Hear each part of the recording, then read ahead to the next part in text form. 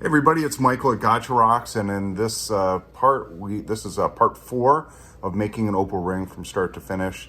And we're going to sprue up the wax, and then we're going to invest it, and then we're going to actually cast it. So that is the plan for this this video, and we'll see you in the next one. Enjoy.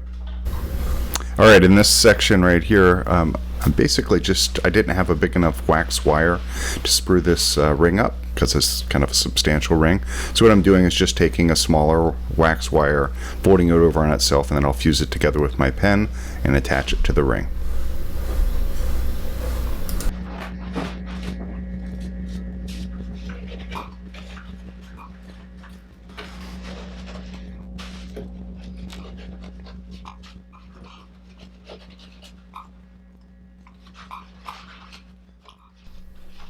All right, right here what I'm doing is I'm attaching a little bit of wax wire to the ends here, and these are going to be vents so that when I actually do my casting, any of the gases or kind of junk metal will go into those little antennae looking things.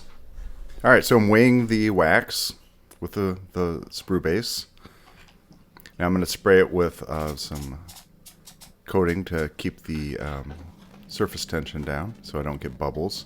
I'm attaching it to the flask, and we're going to put our investment in this portion here. I always put on how much gold or silver I need on each flask.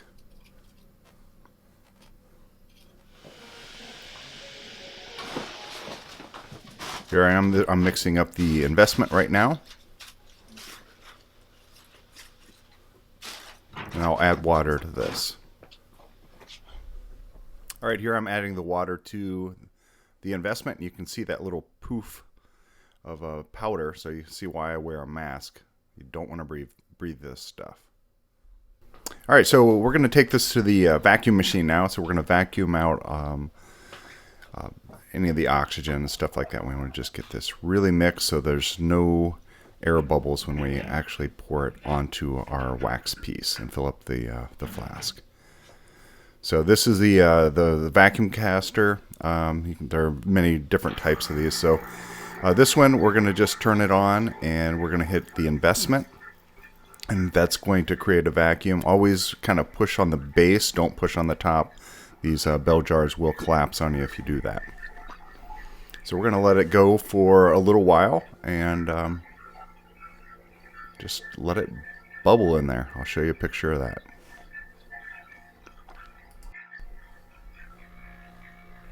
So I usually invest this for about at least 90 seconds, and that should do it. And we're going to also vacuum the flask once we pour it in too. So I always rock the machine back and forth. I have a kind of a rickety old desk, so it kind of just rocks things back and forth and gets some of the bubbles out that I might miss. You can see the pressure on this.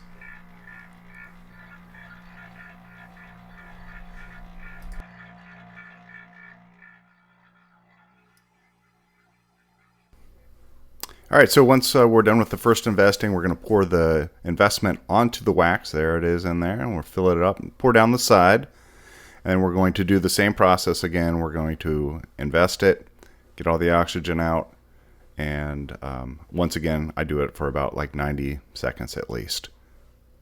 And you'll see that there are going to be little bubbles that appear here, and that's just it pulling all the little bubbles that might be attached to your wax. And if you don't do this, you're going to have little balls of gold or silver or whatever you're casting all over it. All right, last step, I just kind of give the flask a little shake after I'm done with everything. And then I just let this sit for overnight, and then I'm going to cast it in the morning. All right, we're going to stop the video here, and then I'll have more parts to it. So if you want to see the actual casting process, I have a different video for that, so I will put a link somewhere that you can get to if you want to see that process. It's not involved in this, just because I've done a video on it already. So it's pretty simple. You heat up the metal and you pour it in. So big old flame. So it's pretty awesome. Anyway, we're going to move on to the next part. So be sure to check out that video. If you haven't subscribed, please do so. I'd love to see you. Let me know if you have any questions. I'm sure I might have missed something. So anyway, take care. I'll see you soon.